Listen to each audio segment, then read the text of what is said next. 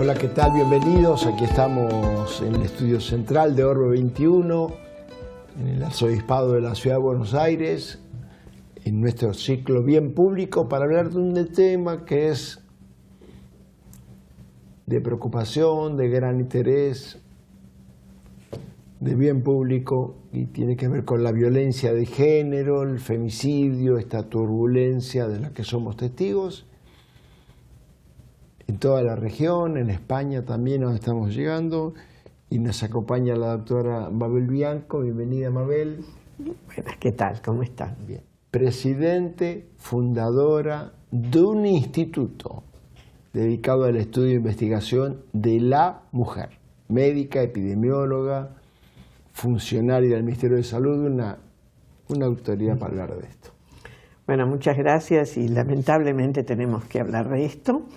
Pero también es bueno reconocer de que hablar ya es un adelanto, porque este es un tema silenciado, el tema de la violencia contra mujeres y niñas, que muchos años hablamos sobre violencia doméstica, es decir, la que ocurría en el ámbito solo de la casa, y que sobre todo afecta, bueno, mucho a las mujeres, a las niñas, pero también a otros integrantes, hombres, niños, sobre todo ancianos y demás.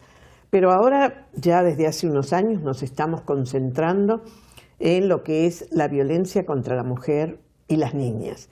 Y esto ya sale del ámbito de la familia puramente y doméstico, porque justamente en esta región de las Américas fue donde ya hace unos cuantos años hubo una convención, que es la Convención de Belén do Pará, donde se empezó a hablar y se llamó la atención de la violencia que, por la condición de ser mujeres, tanto niñas como mujeres adultas, mujeres de tercera edad, de todos los colores, de todas las ideologías, de todos los niveles socioeconómicos y demás, padecen, y en todos los ámbitos en que desarrollan su vida. Y entonces lo interesante es que ahora ya no miramos esta violencia solo la que ocurre en la casa, si bien es importante, sino también la que ocurre en la calle, en los medios de comunicación, en los servicios de salud, en las instituciones. Entonces se amplió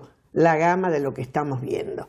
Pero en toda la región y en toda Iberoamérica, digamos, porque España fue uno de los primeros lugares donde apareció la luz de peligro, pero rápidamente lo tuvimos en nuestros países, empezó a aparecer ya no solamente la violencia como un efecto y un impacto, la violencia psicológica, la violencia física, sino ya la muerte. Y ahí aparece el femicidio. Y el femicidio ya nos está indicando como el nivel más grave de violencia, y un nivel en el cual uno dice, bueno, ¿qué es lo que pasó? ¿Esto estaba antes? ¿Ocurría siempre? Ahí no tenemos certificación en ningún país de datos, pero sí tenemos una sospecha que de alguna manera tiene algún nivel de certificación, aunque no es una evidencia fuerte, porque no está sustentada en información estadística, de que la violencia siempre existió, la violencia contra las mujeres y las niñas, pero lo que ha cambiado es el nivel de agresividad y el tipo de lesiones. Es decir, nosotros lo que estamos viendo, insisto, es en toda la región y es también en España, es también en otros continentes, pero hablemos de Iberoamérica, es que lo que ha aumentado son las lesiones que matan porque directamente aparece o el arma blanca o el revólver o el arma de fuego, y como que muy rápido. Es decir, antes nosotros teníamos un ciclo que iba en ascenso de violencia, nosotros lo decíamos el círculo de la violencia, que empezaba primero con una desvalorización, luego todo lo psicológico, después venían los golpes, o si era, por ejemplo, lo laboral, que siempre existió, venía la extorsión. Bueno, si no me daba cierto favor, no te asciendo, demás. Pero ahora directamente, y sobre todo en las parejas, no digo en las parejas constituidas como matrimonio, digo en general donde ha habido vínculos afectivos de pareja e incluso digo relaciones sexuales, porque eso es lo que empezó a cambiar, por lo cual empezamos a tener la violencia en el noviazgo y los femicidios en los noviazgos. Y entonces ahí empieza a aparecer directamente que se pasa de una agresión verbal o demás directamente a un hecho. Y ahí viene, nosotros hemos tenido aquí en la Argentina, pero hay graficado en muchos países de la región e incluso en España, bueno, que dos personas, una pareja, están cenando, están tomando algo, empiezan una discusión y bueno, él le clava un cuchillo a ella, delante de todo el mundo, una situación, es decir, algo que antes no lo veíamos. Mabel, le quiero hacer una pregunta, una breve interrupción. ¿Puedo? Sí, bien, muy bien, claro.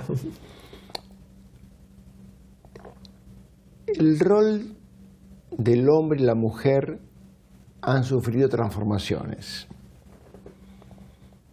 En la Facultad de Medicina, hace 70 años, había 3 mujeres que estudiaban. Hoy, 2/3 son mujeres. En las empresas, en la política, presidentas mujeres, Chile, Bachelet, Cristina Fernández de Kirchner, Dilma Rousseff, María Eugenia Vidal, Gabriela Michetti, por nombrar, están en la cima del poder. Y ese cambio de autonomía, de liderazgo, de participación, ha generado modificaciones vinculares. Pero la pregunta que le hago a Mabel es, ¿por qué hay tanto empecinamiento contra la mujer? Bueno, yo le voy a dar una explicación, digamos, de cómo incluso empezamos a ver en este país. Yo tengo que hablar de la Argentina en primer lugar, aunque conozco y he trabajado y sigo trabajando en vínculo con grupos en toda la región, sobre todo en el mundo. Pero en este país, cuando nosotros tuvimos la gran crisis económica, social, política, bueno, que nos pasó 2001, 2003, que fue la hecatombe, en ese momento, digamos, hubo un aumento de la violencia.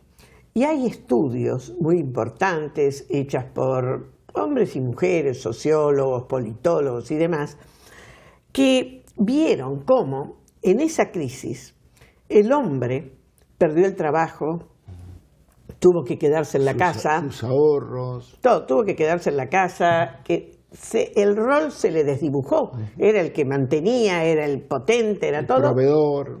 Se acabó.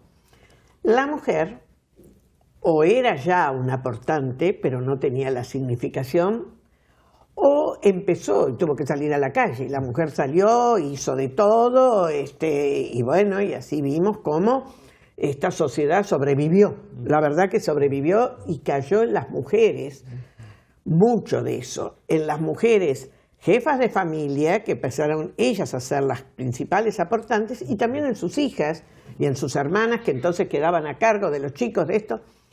El hombre, ante eso, se vio tan mal, porque se vio directamente tan afectado, que ahí empieza la violencia. Reacciona, ¿por qué? Porque se siente que ha estado vulnerado en aquello más importante que era. Exactamente. Entonces, a mí me parece que ese es un tema a tener en cuenta. Estos cambios, como usted dice, socioeconómicos, la incertidumbre, políticos, todo, las mujeres empezamos a aparecer con más jerarquía, con más fuerza, con más potencia, y el hombre empieza a aparecer muchas veces como un poco relegado. En algunos casos ciertamente lo está, como yo digo en ese momento, lo que vivió la Argentina, pero en otros casos no es tan real en lo claro así, pero sin embargo sí en que, bueno, al final, si mamá es la que trae la plata, bueno, está vista en la familia como más ponderada, digamos, en el fondo eso todos lo tenemos que reconocer. Como la nueva líder, usted diría. ¿Cómo? Como la nueva líder, la que puede... Claro, y asume más importancia. La tormenta esta. Y asume más importancia, y entonces, y eso es algo que atenta contra la masculinidad y cómo le interpreta el varón la masculinidad. Y ahí es donde entonces, ¿con qué se defiende el varón? Con la violencia, porque es en lo que él puede. Mabel, usted hablaba de la pareja que está discutiendo en un restaurante y hay una violencia verbal incremental muy fuerte, de un lado y del otro, lamentablemente. Descalificación, vos no valés nada, viene el insulto y eso luego toma velocidad. Y el Papa Francisco habla mucho de promover la amistad social. Pensaba en el Sermón de la Montaña, qué felices son los pacificadores. Teníamos a las abuelas y a las tías que nos calmaban. Carlos, la chica es buena, Mabel, fíjate. Y ponían paños fríos y aconsejaban en un ámbito, llamémosle de concordia, o promoverlo, por lo menos, bueno, ahora vamos a comer todos, comamos en paz. Esa beligerancia, ¿usted la ve como una de las causantes de esto también? Que empieza con un insulto y termina luego en la peor escena que usted nos acaba de contar. Yo creo que la intolerancia, ¿no? Nosotros hablamos de intolerancia, es decir, estas sociedades intolerantes, estas sociedades donde blanco-negro y los grises no están, y la vida está hecha de grises. Entonces yo soy muy feliz con mi pareja, con mi esposo, con mis hijos, pero siempre hay alguna cosita que no es tan buena y sin embargo no me las agarro y, digamos, es una situación de tolerarnos, de comprendernos. Pero también quiero decir que esa situación de las abuelas y de los padres, ahora hay que tener cuidado. Yo creo que son 3 años ahora, yo tengo la historia, soy un poco vieja, entonces tengo algunas historias en mi vida y a veces se me confunden los años. Tuvimos un caso de una joven que la mató su exnovio, una chica que estudiaba aquí, es de Avellaneda, estudiaba en la Universidad Católica, una chica que estaba de novio con un muchacho, se pelean, y el muchacho empieza a buscarla, pero el muchacho ya constituyó una nueva pareja, tenía un hijo y todo. Pero en cuanto él siempre aparecía en los lugares donde ella estaba. Ella seguía interactuando con amistades, con esto. Y parece que en algún momento ella ya empezó a tener posibilidades de reiniciar algún vínculo afectivo. Con otra persona. Bueno, este muchacho, los padres, que eran muy católicos, le decían a ella que tuviera consideración y siempre lo escuchaban al muchacho. Incluso fue justamente la peregrinación a Luján y este muchacho apareció por ahí. Los padres les llamó la atención. Pero bueno, quedó y ellos lo contuvieron y demás. Y ellos siempre eran contemplativos. Ese muchacho aprovechó un momento que los padres no estaban, ella estaba sola en la casa, fue y la mató. Esos padres, tuvimos después en una entrevista en televisión... Mía, o no sos de nadie. Exactamente. Y la mató. Esos padres después entendieron y dijeron, nosotros nos equivocamos. Claro.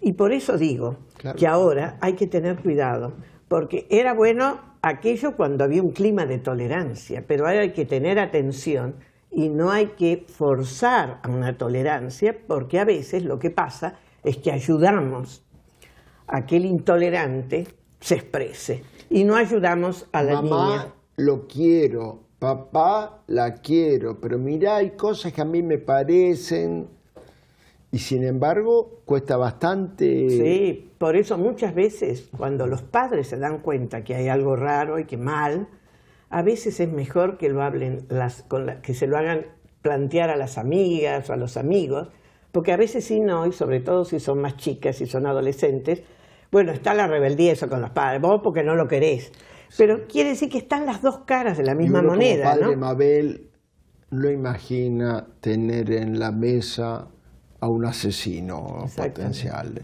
Es un buen muchacho, las apariencias engañan.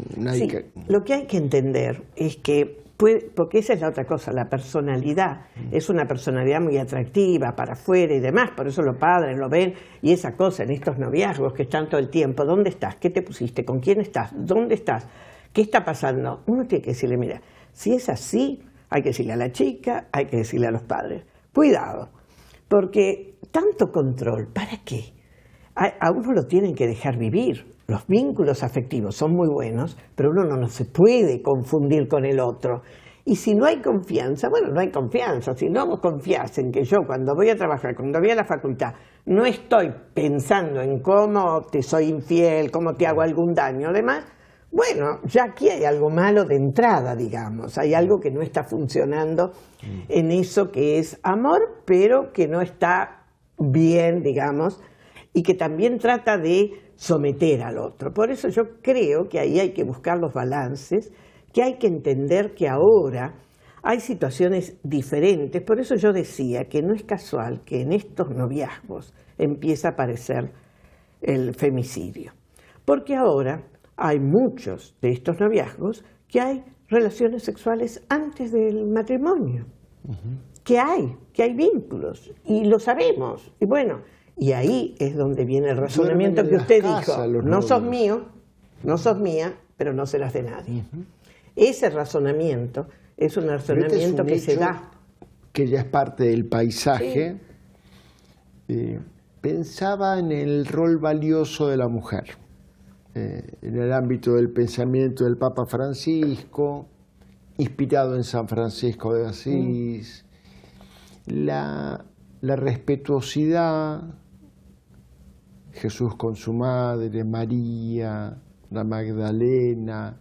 Siempre la mujer tuvo un lugar privilegiado en el mundo cristiano, muy valorizado, como testigo de la valentía de Jesús en la resurrección. Estuvieron presentes, los hombres estaban escondidos, las mujeres estaban presentes. Las mujeres reclamaron por los desaparecidos. La mujer se arregló con los nodos, los canjes en el default del 2001. Sí, pero ahí hay un tema del rol de las mujeres que ahí sí a mí me preocupa. A ver. Y me preocupa porque ha vuelto. Esto de, eso es bueno y es parte de lo que no tenemos que, esa es la diferencia con los hombres y hay que defenderla. No estoy de acuerdo en eso. Pero lo que no hay que hacer es exacerbar el rol de que estamos siempre para satisfacer al otro. Porque esto es la base de la desigualdad. Y eso es lo que nos preocupa. Digamos, somos desiguales, pero los dos tenemos los mismos derechos. Y ahí es donde esto vio ahora de vuelta, el rosadito, la princesa, y esto estar siempre bonita para el otro. Nosotros para decimos, el príncipe azul, usted para dice. El príncipe. Y nosotros decimos, uno que tiene que estar bien para uno mismo. Claro. Porque eso es lo importante. Y si yo no estoy bien conmigo misma, no voy a estar bien con mis hijos, con mi marido, con mis padres. Entonces, con mi vecino. Sí, digo los más próximos porque bueno. Entonces ahí es donde me parece que viene lo importante y que tenemos que tener el balance. Una cosa es que nosotros somos, hay mucho, ¿no? Ayer me mandó mi marido un artículo que no lo terminé de leer que decía, se acabó el sexo débil. Era una publicación. Es cierto, somos más fuertes en algunas cosas, pero lo que tenemos que tener como fortaleza es defender nuestro derecho. Y defendernos para nosotros, no por egoísmo, porque eso es lo saludable y eso es lo que nos va a hacer bien. Y por eso le digo que a mí me preocupa cuando vamos a los colegios y vemos que de vuelta, o ahora hoy leí en un diario que estaban con los cosméticos para las nenas. Por favor, la nena es una nena que tiene que jugar y que no se tiene que pintar. Y eso que me le regalen para el cumpleaños, una fiesta donde va a estar erotizada para los otros, aunque sean sus compañeritas, no es saludable. Y eso me preocupa. Yo la quiero felicitar por el esfuerzo de tanto tiempo en la Fundación de Estudio de la Mujer y ojalá podamos lograr un entendimiento positivo entre hombres y mujeres. Sí. En este momento hay parejas que se casan, mujeres que esperan hijos. Gente feliz y gente infeliz. Este litigio de varones contra mujeres, mujeres contra varones, ojalá que disfrutemos de la buena común unión, la comunión. Gracias por visitarnos. Bueno, gracias a usted y yo creo que lo vamos a hacer si todos defendemos nuestros derechos por igual. Muchas gracias. Gracias. Nos vemos en nuestro próximo programa, en otra presentación de Bien Público. Y como nos enseñó Jesús de Nazaret, como quieren que sean los hombres con ustedes, sean ustedes también con ellos. Muchas gracias, Mabel. Gracias a ustedes y hasta muy pronto. Muchas gracias.